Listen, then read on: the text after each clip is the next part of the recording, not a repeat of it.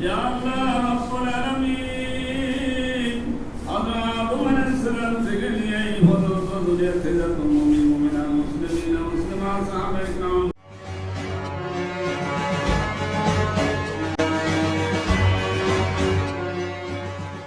Press club যশোরের সভাপতি ও দৈনিক যশোরের প্রকাশক সম্পাদক জাহিদ হাসান টুকুনের দ্রুত সুস্থতা কামনায় প্রেস ক্লাব যশোরে দোয়া মাহফিল অনুষ্ঠিত হয়েছে।